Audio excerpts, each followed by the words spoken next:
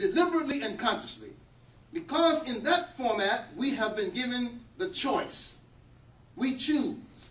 We make the decision by Allah's decree. We prove his point. We prove the point of Allah by his decree. Because Iblis, the shaitan, he didn't believe that we were even worthy of the rank that Allah had given to us. He didn't consider us worthy of having that type of authority. He didn't consider us worthy or even capable of making such a choice. And he himself had to submit and acknowledge that he was under the will of Allah, and had to ask permission to dupe us, to trip us up, to delay our progress, to turn us away. But Allah had faith in his creation, confidence in his plan, knew what he was doing, and we represent that as a body of people globally who submit by choice. Taqwa. We submit by choice. And a part of that submission, or in addition to that submission, is the other part of the Islam that we have today. And that is the part that we tell the world that we are about anytime one from among us, or one from the body, or one who is identified as being a part of the body, commits some egregious act, or some desperate act, or something that we don't agree with or want to be associated with, we roll out the flag and say that Islam is a religion of peace. It is a religion of peace. Is it not a religion of peace, Imam Shabazz? Absolutely it is a religion of peace. Absolutely. But this is what we roll out. We roll this out and we tell people that Islam is the religion of peace. But what is that peace, and how is that peace obtained? That peace is certainly not obtained solely by our relationship to Allah subhanahu wa ta'ala, because there is nothing that we or anyone else and all of us together and everything in creation can do to impact Allah to the smallest degree that we can imagine. No impact. None whatsoever. Absolutely none. Zero and below.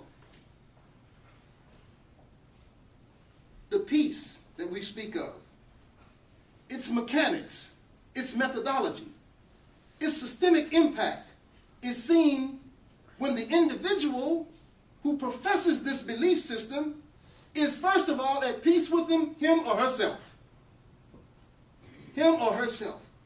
And then, dear brothers and sisters, it is our obligation, our responsibility, our task, our challenge, our opportunity to expand from self and a selfish self-interest and a small self-interest into a more community expression of that peace. And that peace is seen in our ability to exercise the principle of tolerance and open, deliberate engagement.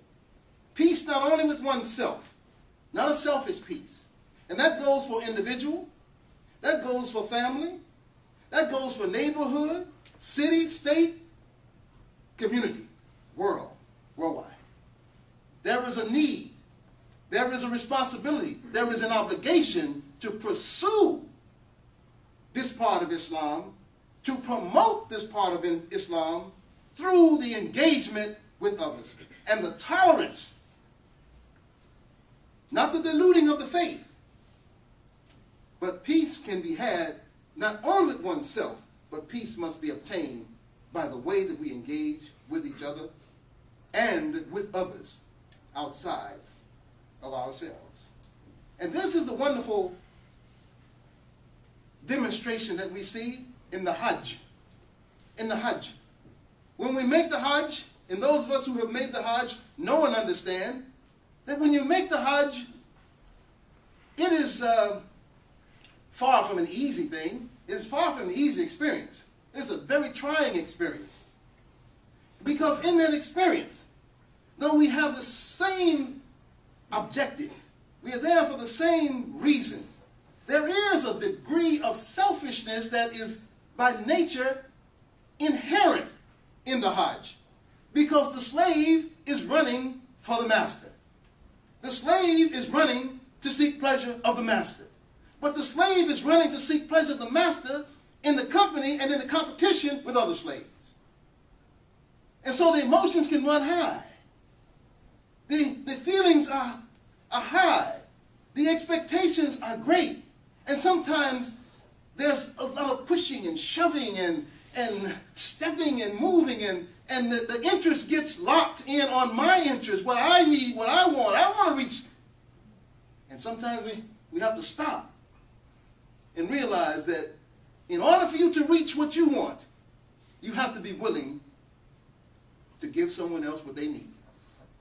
And then and only then do you get what you want.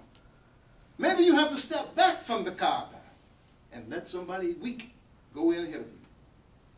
Maybe you have to accept that someone just stepped on your foot and caused you a tremendous amount of pain. But you've got to hold it in check. You can't wrangle now. You can't wrangle. You can't get upset because you have a selfish self-interest here, and you have a stake here, and you want to get your blessings from Allah. You get your blessings from Allah when you give your consideration and your tolerance to somebody else. Then you get what's coming to you. That is where the peace comes in. The peace comes in when everyone gets what they need. And those who are willing to surrender for the greater good, then there's peace. There's peace. Islam is not only, however, a religion. When we say peace, how is that peace obtained? Sometimes I even get the impression that peace is a peace in a vacuum. That we have taken a piece of the world and we're over here and the rest of the world is over there. No. No. I simply don't see that in Islam. And I could be wrong, and I've been corrected and stand to be corrected again. And I thank you for correction. Correction makes you grow. But how can you have peace with you over here, with your little piece, and everybody else over there with pieces? Peace is a collaborative effort. A collaborative effort. It's something that has to be worked for, and it's something that has to be worked to obtain. Work to obtain. And this is seen most graphically in the relationship between a man and a woman. A lawful, and I want to say lawful, capital L-A-W-F-U-L, lawful relationship between a man and a woman. This is most graphically seen. Because in that relationship, you have two individuals who have been given the exact same right to be individuals. They have been given the exact same right and access to Rabbil Alameen. They have it. They have same rights. And then they come to the table, nikah, contract, shura, agreement, and then move forward to build family, society of peace. Decisions have to be made. And what happens when we marry? We marry, first of all, our image of a person. Yes. We marry our image of a person. Either what we think that they are or what we would like for them to be. And then after we get married, we are introduced to the reality of the person. What they are and what they want to be. Then the negotiation starts. And if there is no Islam in the equation, there will be no peace. There can be no peace. Because if I've got to have it all my way, pretty soon I'm going to be on the highway. That's just the way it is. That's the way it is. It won't last. So I have to be willing to share in the decision making. I have to be willing to share in the resources. I have to be willing to share in the objectives of the relationship. I have to be willing to compromise, give and take back and forth for peace sake.